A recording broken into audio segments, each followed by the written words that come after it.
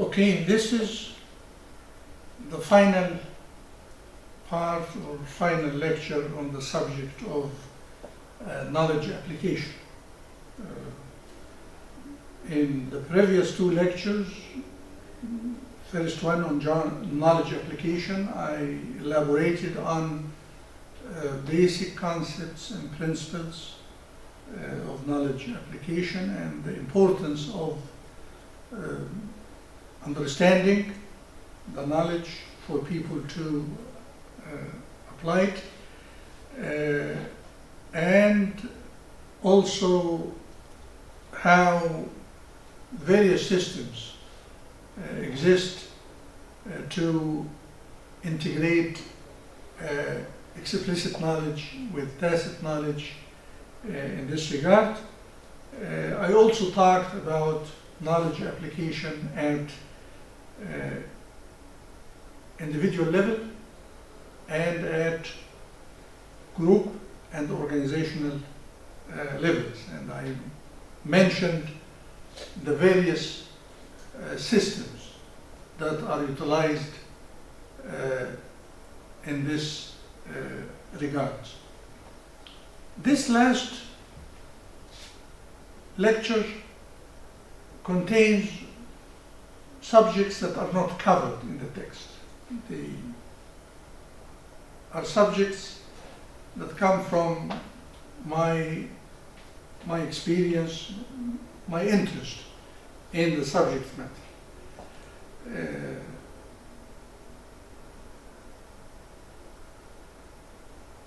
The theme that I'm going to present here represent additional requirements for effective knowledge application.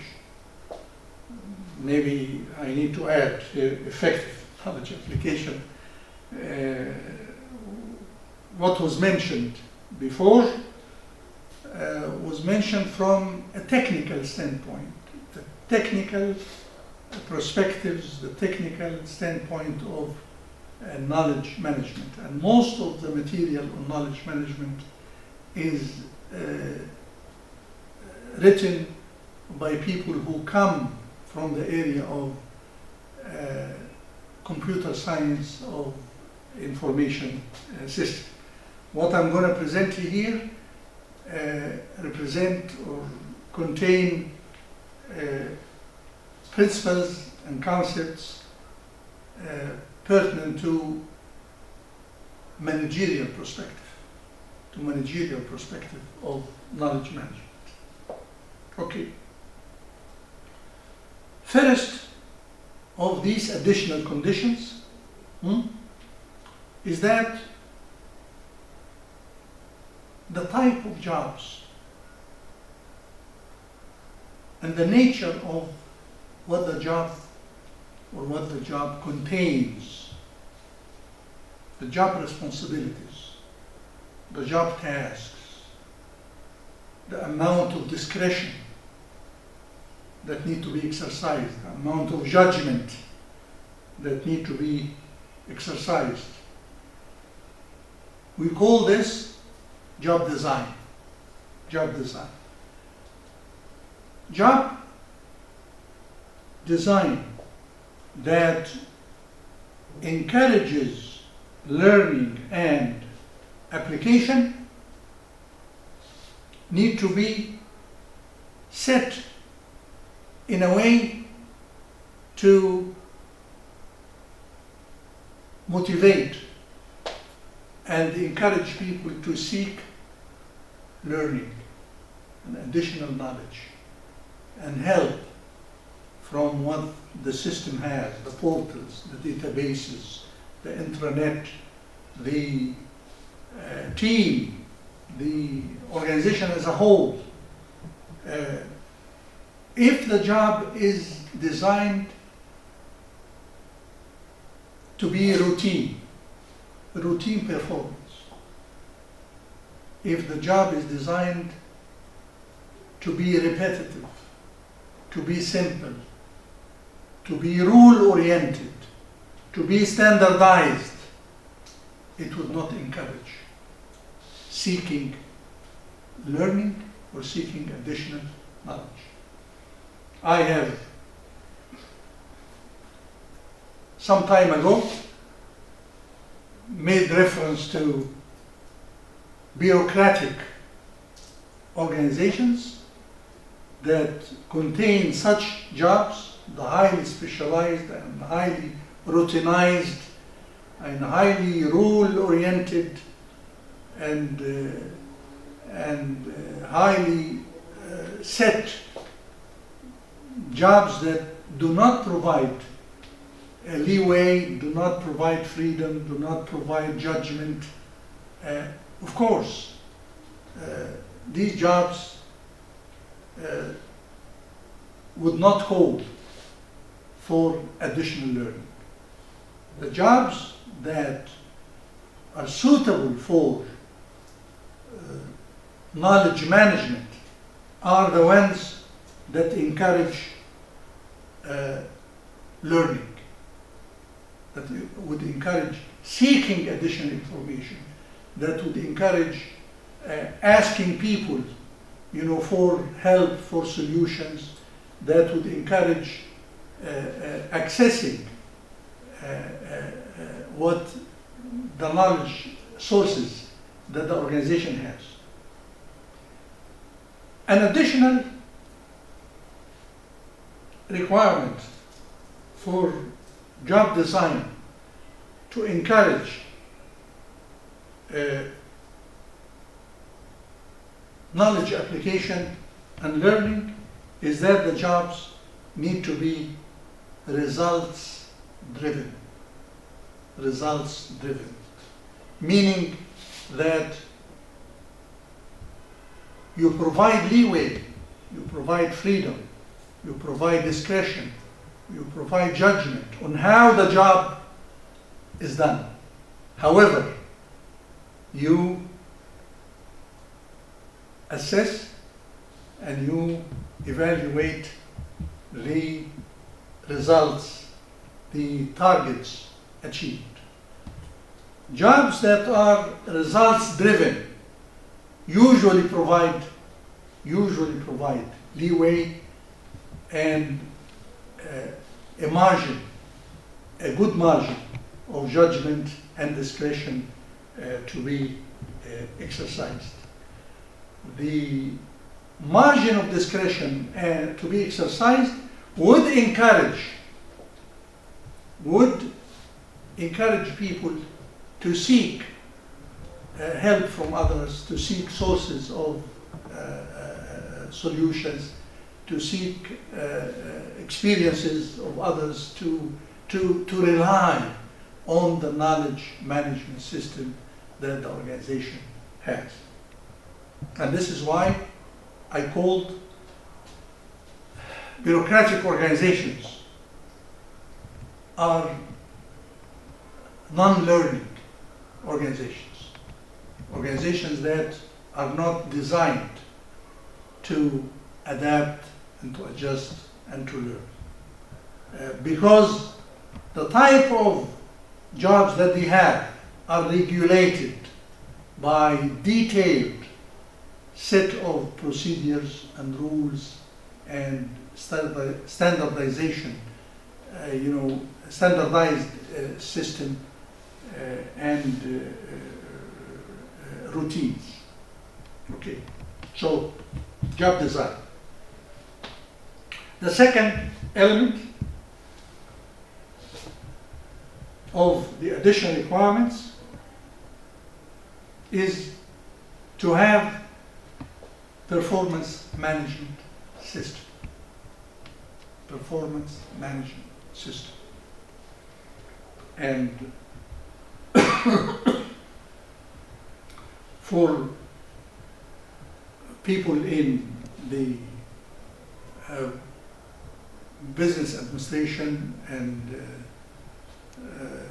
HR track, you probably have taken this subject, performance management system. To have a performance management system is a means to encourage people to seek experiences to learn, to acquire skills, to apply their competences and their abilities and the repertoire, the content of what they have learned previously, and to seek additional learning and additional knowledge. Why is that? Why performance management system have the ability to entice and motivate people to learn? First, in the performance management system, ambitious targets are set, ambitious objectives, goals are set for the units and for the individuals, okay? Based on their previous performance and based on the plan for the future, for the unit and for the organization as a whole. Okay? People are encouraged to use their skills, their competences, their abilities, and are encouraged through various means to enhance their performance, to reach the ambitious targets set, and perhaps to surpass, to go beyond what the targets have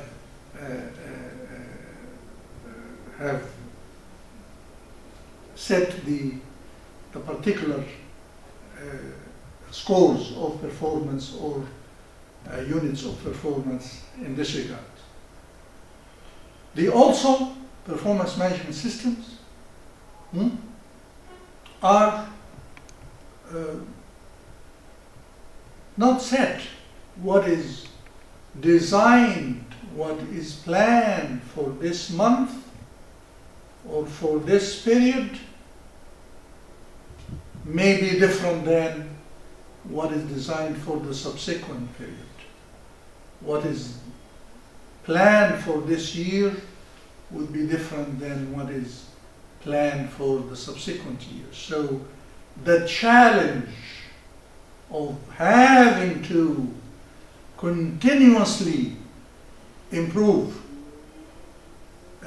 and enhance and raise the targets is there on continuous basis. So performance management systems represent management conditions or management systems that motivate or drive people to seek additional learning and to seek additional knowledge on continuous basis. The third additional requirements for knowledge application is having organization culture and management practices that encourage learning and continuous improvement. A culture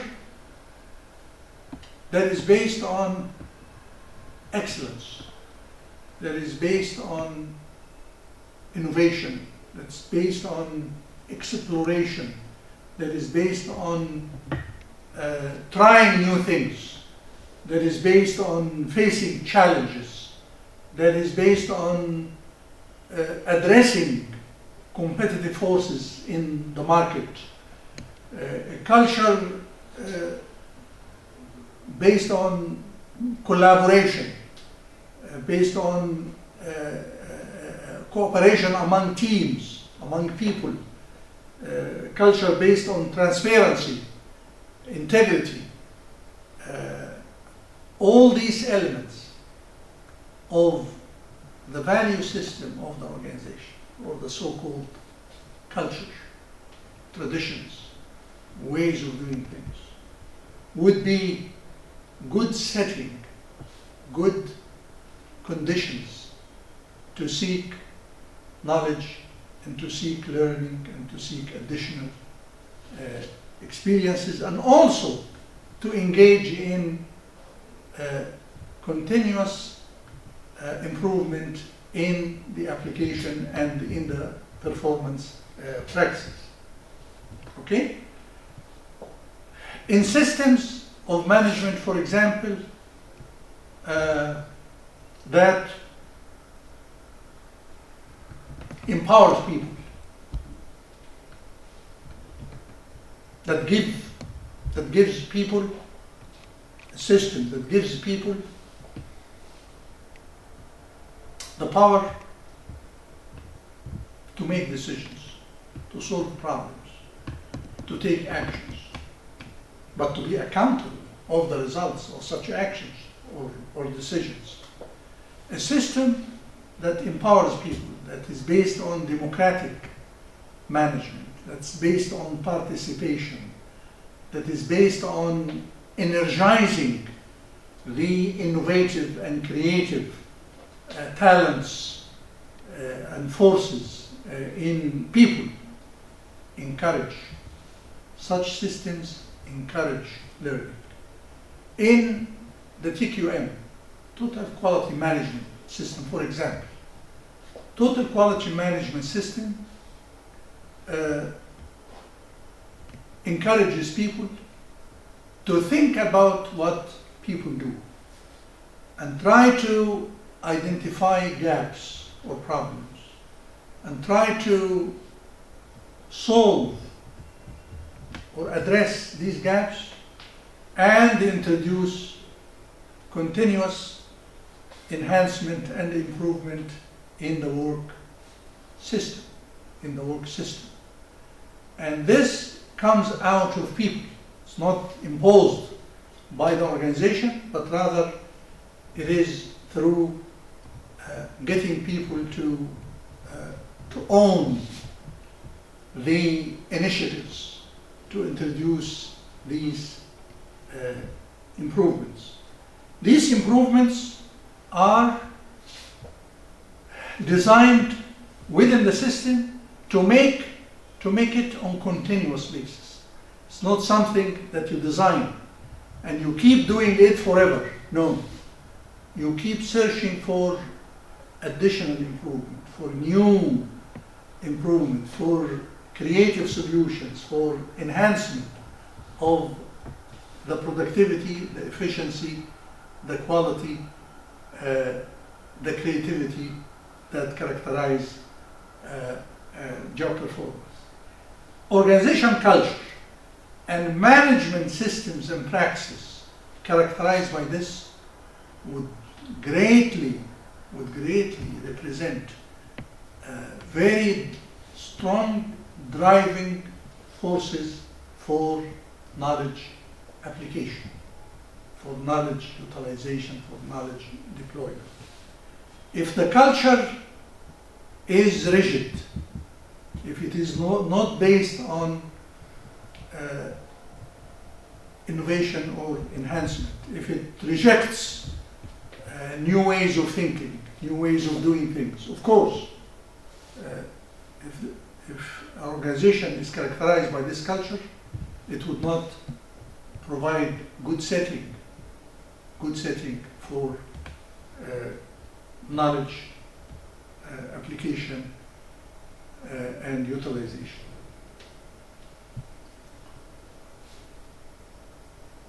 The last factor or element that I'd like to refer to is effective performance and learning-based reward system. Meaning what? If performance is not measured well, performance of people, if there are errors in performance assessment, if we cannot differentiate between effective people and less effective people in their performance. And if the performance is not linked to a reward system, and the reward system here doesn't necessarily need to be based on financial rewards. This is important. It doesn't need to be in terms of bonuses or financial incentives. But there are all kinds of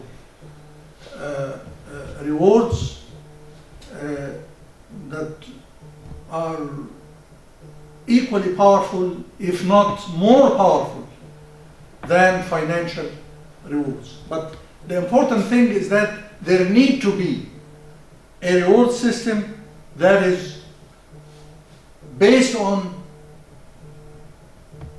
valid and accurate and effective measurement of performance.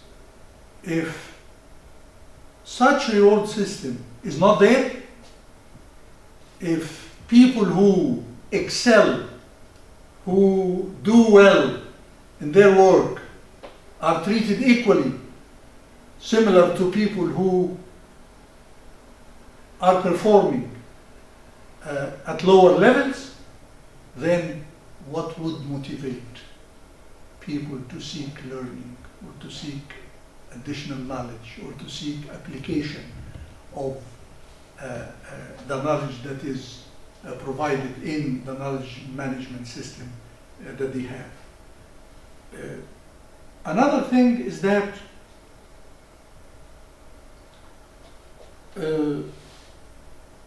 if the reward system encourages people to try new things, to innovate,